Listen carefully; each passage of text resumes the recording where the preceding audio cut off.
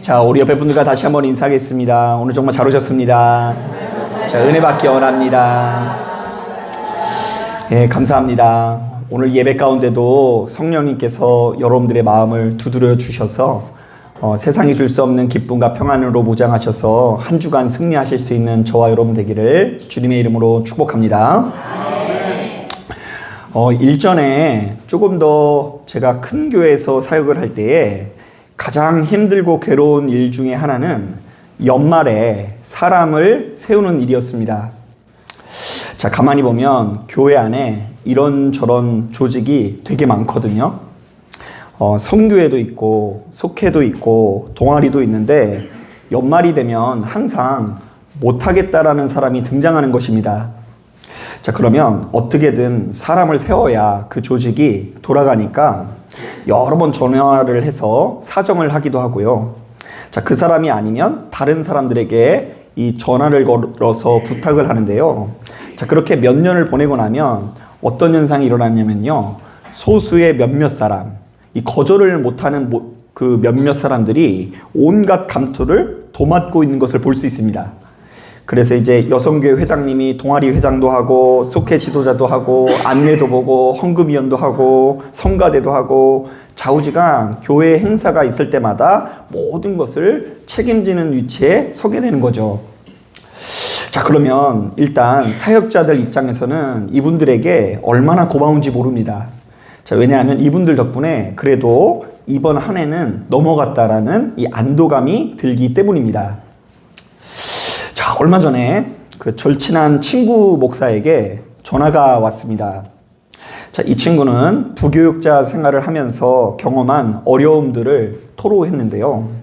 자, 교회에서 교육관을 재건하기 위해서 부교육자들에게 미션이 주어졌다는 것입니다. 자, 각 교구마다 1,000만 원씩 헌금이 걷어질 수 있도록 하고 거기서 모자른 금액은 부교육자가 채우라는 오더가 떨어졌다는 것입니다. 자, 그런데 다른 목사들은 다 못 채워서 자기 돈을 채웠는데 제 친구 목사는 1,000만 원을 다 채웠을 뿐더러 그 이상의 헌금이 나와서 능력 있는 목사 대우를 받았다는 것이죠. 자, 제가 이런 이야기를 하면서도 이 다소 조심스러운 부분이 있는데요. 왜냐하면 저도 역시 한 교회의 목사로서 교회의 치부를 너무나 적나라하게 드러내는 것 같다라는 생각이 들기 때문입니다. 자, 그래서 이번 설교를 준비하면서 지금 꺼낸 이야기들을 썼다 지웠다 좀 했거든요. 그런데 그럼에도 불구하고 제가 이런 이야기를 조금 더 용기 있게 꺼내는 것은 지금 제가 전하고 있는 이야기들이 사실은 저만 알고 있는 이야기들이 아니라 좀 교회밥을 먹은 분들은요, 심심치 않게 다 알고 있는 이야기들이고 정서이기 때문이라는 정서라는 생각이 들었기 때문입니다. 자, 가만히 보면 우리들은 이런 이야기들을 심심치 않게 듣게 되죠. 자, 어떤 교회를 등록했더니 일을 되게 많이 해서 가족들끼리 식사 한 끼 할 시간이 없더라. 휴가 갈 시간이 없더라. 어떤 교회를 등록했더니 물질에 대한 이야기가 되게 많이 나와 부담스럽다. 자, 그렇다 보니 많은 성도님들이 하나님을 믿고 예배는 드려도 정식으로 교회에 등록하는 것이 싫다고 고백을 하고요. 자, 그렇다 보니 익명성이 보장되는 대형교회를 선호하는 현상이 생겨났다라는 지적도 일어나고 있습니다.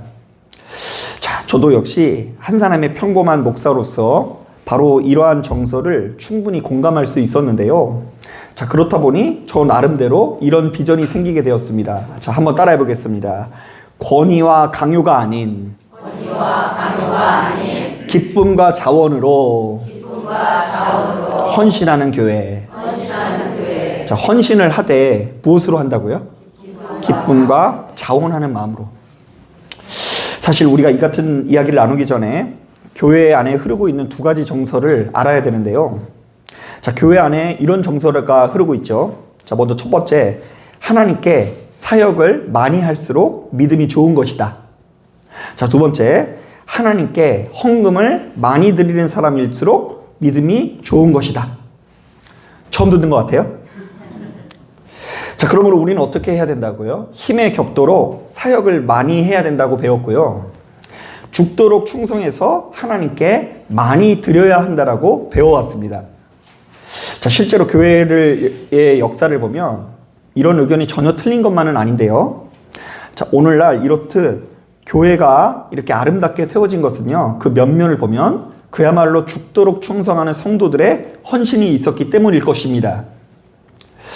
자, 그런데 본문에 의하면 우리가 사역을 많이 하는 것이나 하나님께 많이 드리는 것도 중요하지만 그것만큼이나 중요한 일이 있다고 하는데요. 자, 결론부터 말하면 하나님의 일은 되도록 누군가의 권유나 강요에 의해서 하는 것이 아니라 기쁨과 자원하는 마음으로 이루어져야 한다는 것입니다.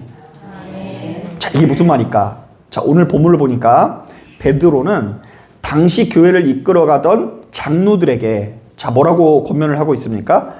2절을 보니까 너희가 양무리를 치되 그들에게 억지로 무엇인가를 강요하지 말고 하나님의 뜻을 따라 자원하게 하라고 말합니다.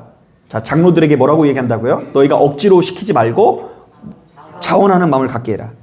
자, 3절을 보니까 맡겨진 양떼들에게 쉽사리 주장하는 자세를 갖지 말고 그들에게 본을 보이기만 하면 된다라는 이야기가 담겨져 있어요.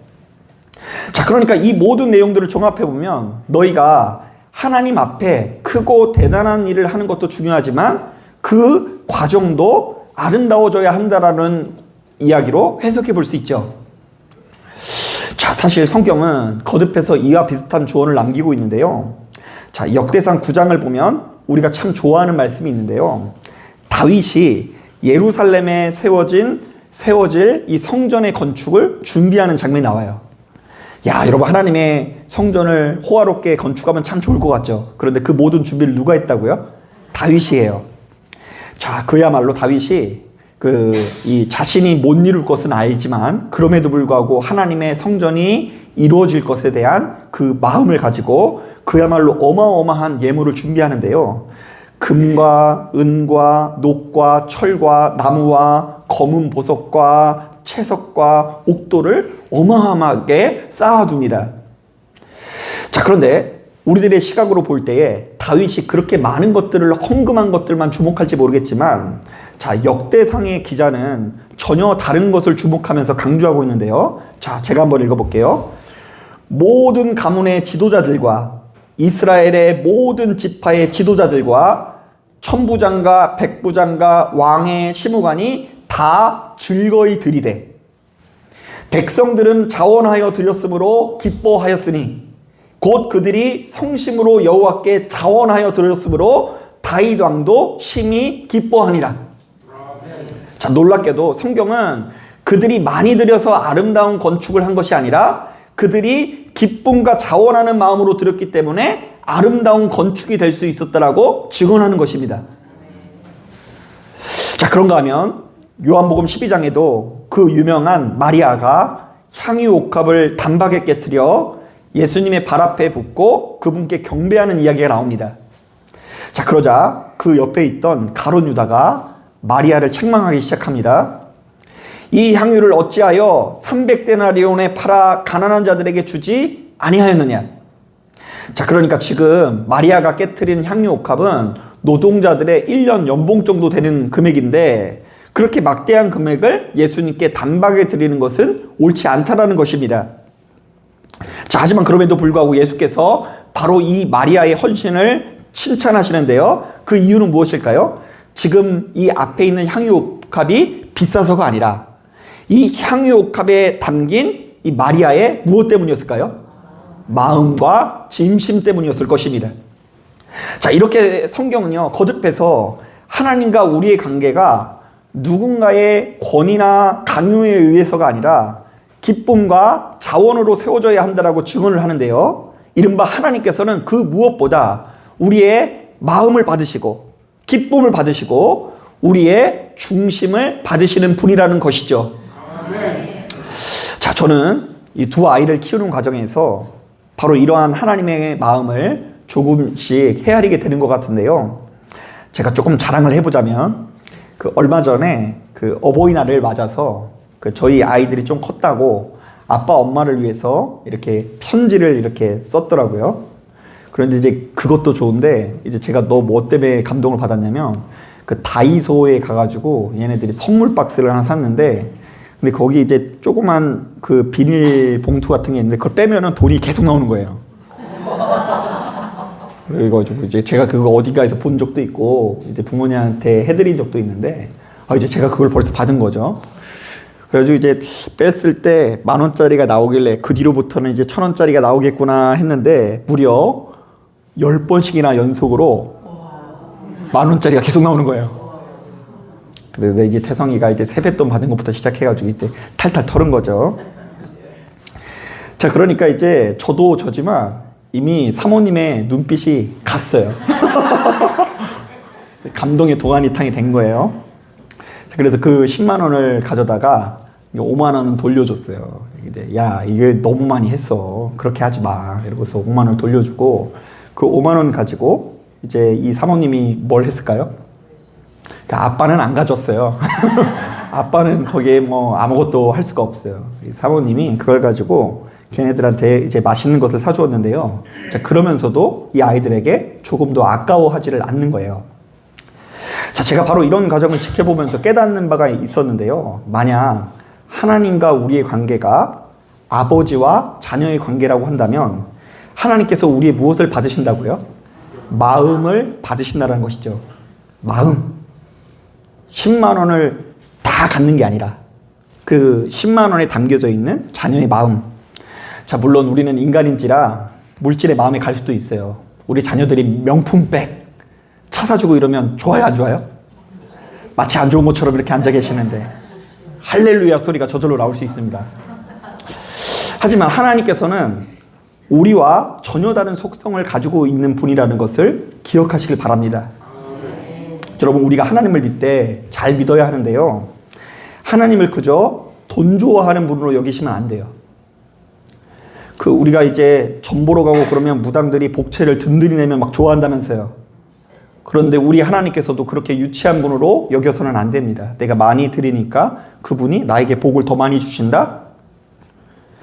내가 사업에 큰 그분이 이제 하나님의 사업이 너무 어렵다 보니까 이 자녀된 우리들이 억지로라도 도와줘야 우리 하나님의 숨통이 트일 거라고 여겨서는 안 됩니다. 자, 그리고 우리가 소처럼 일을 많이 해야 그런 우리들을 보면서 아이고 네가 충성하는구나 이러면서 복을 주시는 분으로 여겨서도 안 됩니다. 자, 하나님께서는 이미 어마어마한 재산을 가지고 계시고요. 하나님께서는 이미 어마어마한 능력을 가지고 계셔서 이미 우리가 도와주지 않더라도 하나님께서 원하시는 것을 이루는 데 있어서 부족함이 없는 분인 줄로 믿습니다. 자, 그렇다면 이렇게 모든 것을 다 가진 하나님께서 우리의 무엇을 보실까요? 두말할 것 없이 우리의 마음을 보실 줄로 믿습니다.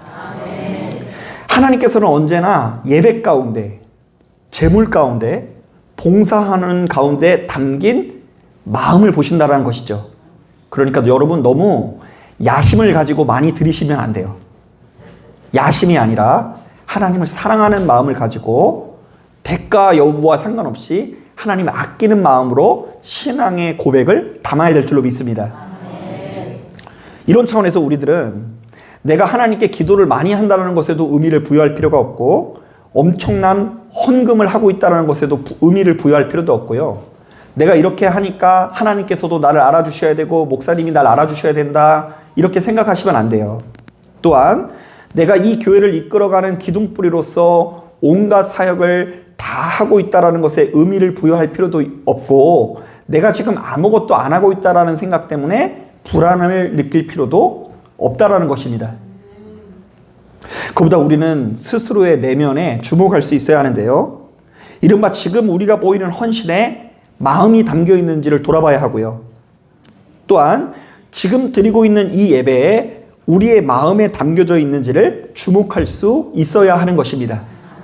한번 따라해 보겠습니다. 지금 이 예배에는 마음이 담겨 있을까? 자, 어떤 면에서는 여러분 이 예배 때 그냥 헌금하는 게 더 쉬울 수 있어요.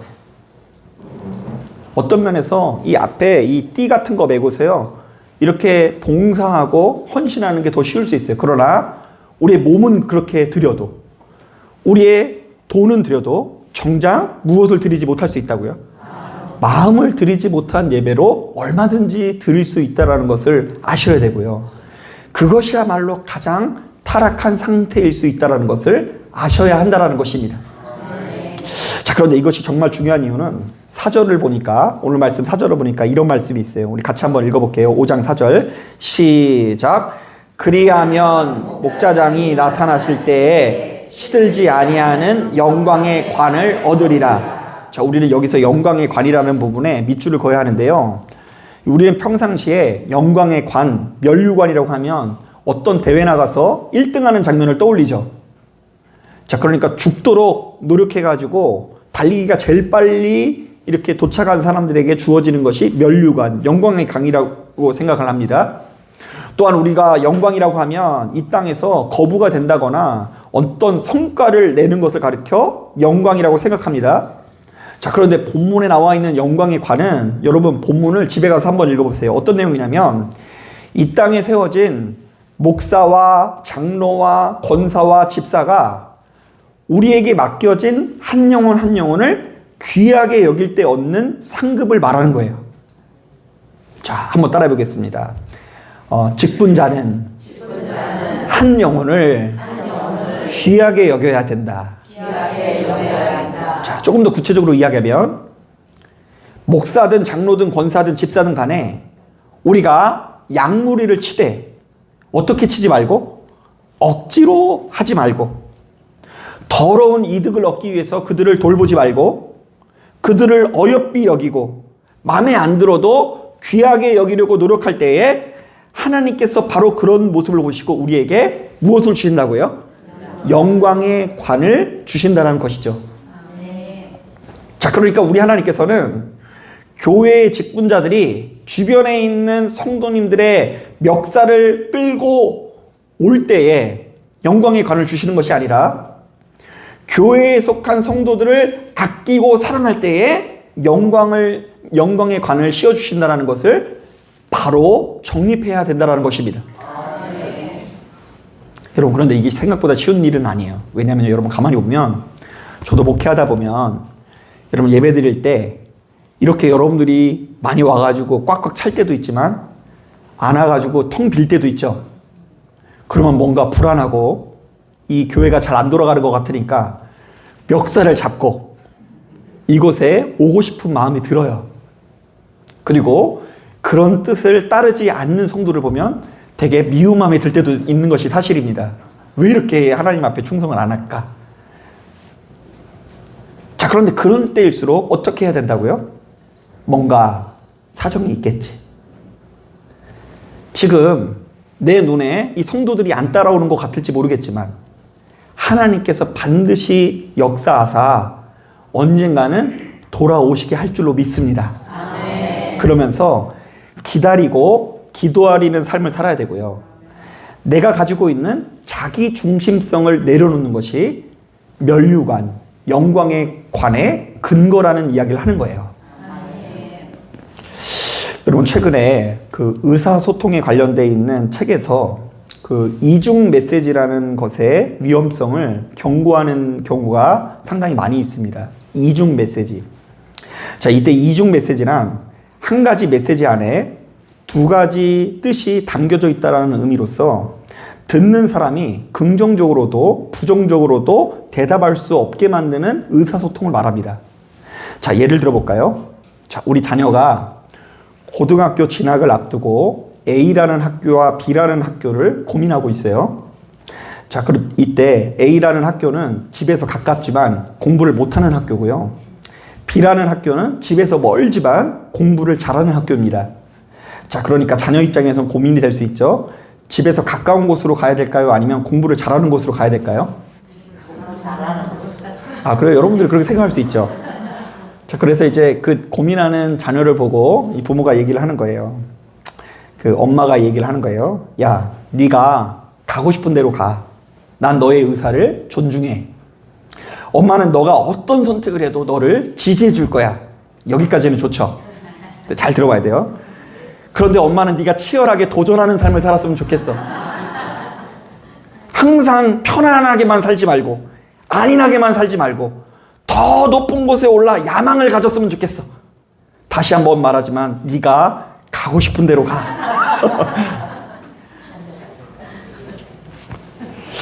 그러면 이런 이야기를 계속 듣는 아이는요, 이제 엄마의 눈치가 보이기 시작하는 거예요. 이제 진짜 가고 싶은 대로 갈 수 있을까요? 결국 이제 학교 공부를 잘하는 B라는 학교를 선택할 수밖에 없는 거죠. 그런데 엄마는 끝까지 이렇게 얘기하는 겁니다. 분명히 네가 선택한 거야. 나는 강요한 적 없어. 네가 선택했으니 거기 가서 괜히 어영부영 살지 말고 공부 열심히 해야 돼. 자, 그런데 부모의 이런 의사소통 방식에 노출된 자녀들은 자신도 모르는 사이에 크게 혼란스럽거나 언젠가 때가 되면 이 괜시리 화가 치밀어서 엄청나게 반항을 할 수밖에 없다고 합니다. 이제 부모는 분명히 이 아이를 좋은 곳으로 인도하는 것밖에 없는 것 같은데 자녀는 답답해하고요. 벗어나고 싶어 하고요.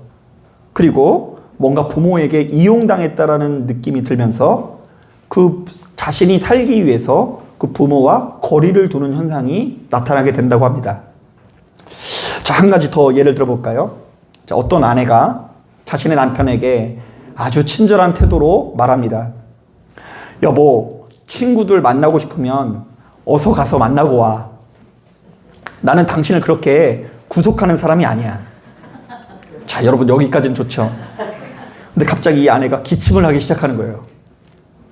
갑자기 몸이 많이 안 좋네. 나는 몸이 안 좋지만 나는 몸이 아파 죽어가지만 당신 마음대로 다녀와. 그리고 더 나아가서는 아내가 설거지를 하는데 뭔가 깨지는 소리가 나는 거예요. 팍 깨지면서 그냥 나는 괜찮으니까 갔다 와. 이렇게 이야기를 하면요, 남편 입장에서는 지금 상황이 너무나 숨막히게 느낄 수 있는 것입니다. 아내가 그냥 가지 말라고 말하는 것이 속 편할 수 있다라는 생각이 들 거예요. 자, 뿐만 아닙니다. 친구들에게 야, 이번 생일은 안 챙겨도 돼 이렇게 말해놓고 막상 챙기지 않으면 입이 대빨 나온다거나, 가족들에게 이번 명절은 우리 서로 보지 말자 해놓고 막상 보지 않으면 불같이 분노하는 것 자체가 일종의 이중 메시지라고 할 수 있는데요. 자, 이런 태도들이 사실은 타인을 세뇌시키거나 조종하거나 가스라이팅하는 태도라고 분류되고 있습니다. 자, 그래서 제가 이런 사례들을 공부하면서 다시 한번 깨닫게 된 것이 있는데요. 자, 사람은 자기 중심성을 벗어버리는 것이 그 무엇보다 중요하다라는 것입니다. 자, 그러니까 누군가를 지나치게 내 마음대로 움직이려 한다거나, 내가 아무리 옳아도, 내 말이 맞아도 내 마음대로 상대를 주장하려고 한다거나 더 나아가서 조정하려고 하면 그 관계는 내가 아무리 옳아도 좋은 관계가 될 수 없다라는 것입니다. 그래서 늘상 누군가는 나의 눈치를 바라볼 수밖에 없고요. 내가 아무리 상대에게 많은 것을 해줘도 상대방에게 나는 거북한 사람이 되기 십상인 것입니다. 자, 그러므로 예수 믿는 우리들은 내 주변에 있는 누군가를 향한 소유권을 내려놓고 바로 그 사람의 의사를 충분히 존중하면서 그가 실패할 수 있는 기회를 줘야 되고요. 그리고 또 스스로에게 이렇게 말할 수 있어야 됩니다. 한번 따라해 보겠습니다. 누군가가 내 뜻대로 움직이는 것이 사랑이 아니라 그 사람의 의사를 충분히 존중하는 것이 사랑이다. 예, 아무리 옳아도 그 사람을 내 뜻대로만 끌고 가는 것이 아니라 설령 옳지 않은 길일지라도 그 사람의 의사이기 때문에 존중해 줄 수 있는 것이 훨씬 더 높은 수준의 사랑이라는 것이죠. 자, 그런데 이것은 교회도 마찬가지입니다. 저는 이 자리에 참석한 여러분들이 하나님께 영광을 돌린다라는 명목하에, 교회를 잘되게 한다는 명목하에 주변에 있는 누군가를 지나치게 힘들게 하지 않았으면 좋겠습니다. 그렇다고 해서 권면을 하지 말라는 건 아니에요. 권면을 하되 지나치게 힘들게 하지 않았으면 좋겠어요. 그 권면한다고 따라오는 것도 아니고 내 뜻대로 변화되는 것도 아니고 때로는 기다리는 것이 가장 현명한 현명한 타이밍일 때가 있더라고요. 여러분, 누군가에게 억지로 시키지 마시고 자원하게 하지 마시고요.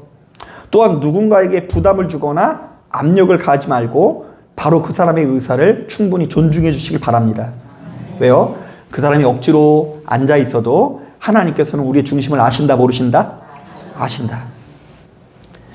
자, 그래서 만약 우리가 속한 교회가, 우리 예진교회가 그렇게 성숙한 태도를 보이면 하나님께서 기뻐하실 것이고요.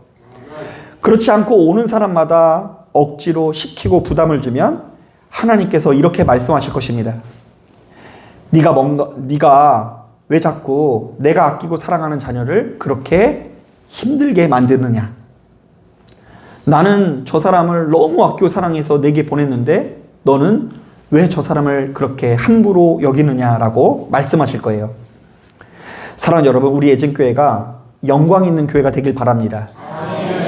이때 교회에 영광이 있다는 것은 권위와 강요가 아니라 기쁨과 자원으로 헌신하는 교회를 말하는데요. 이른바 하나님께서는 우리가 일을 많이 하는 것보다 기쁨과 즐거움으로 하는 것을 누구보다 잘 아시고 그것을 기뻐하신다는 것입니다. 자, 그런데 우리가 이것을 오해하거나 제대로 정립하지 않으면 교회가 이상해질 수 있는 것입니다. 자, 바로 그때에 사람의 영광을 하나님의 영광으로 오해해서 누군가는 극도로 소진될 수 있고요. 진리 안에서 자유하기는커녕 숨막히는 인생이 될 수도 있는 것입니다. 그래서 여러분, 불편한 것이 보이면 그 사람이 헌신하면 돼요. 그러니까 남을 시킬 필요 없이 불편한 것을 보이게 하신 분이 누구실까요? 하나님이셔서 내가 그 도구가 되면 되는 거예요. 내가 하기 싫으면 남도 하기 싫을 거고, 내가 할 수 있는 거면 남도 할 수 있는 거겠죠. 그러므로 예수 믿는 우리들은 영광의 관이, 오늘 본문에 나와 있는 영광의 관이 우리가 무엇을 할 때 얻을 수 있는 관인지를 깨닫고 우리 주변에 있는 형제 자매를 충분히 존중해 주면서 나도 모르게 그냥 하나님을 믿는다고 하면서 괜히 가는 곳곳마다 막 핏대를 세우고 목소리를 높이고 소처럼 이 사람 저 사람을 막 그 진리로 인도하느라고 그냥 전쟁터를 만들지 마시고 내가 일하지 않더라도 하나님께서 일하신다는 것을 여러분 믿으셔야 돼요. 그러니까 이제 내가 아무리 해도 안 변하는 사람을 하나님께서 한 번만 일하시면 반드시 이렇게 그 사람이 변화될 것이다. 이것을 믿고 내가 하려고 하지 마시고 하나님께 맡기실 수 있는 저와 여러분 되기를 주님의 이름으로 축복합니다. 자, 기도하겠습니다.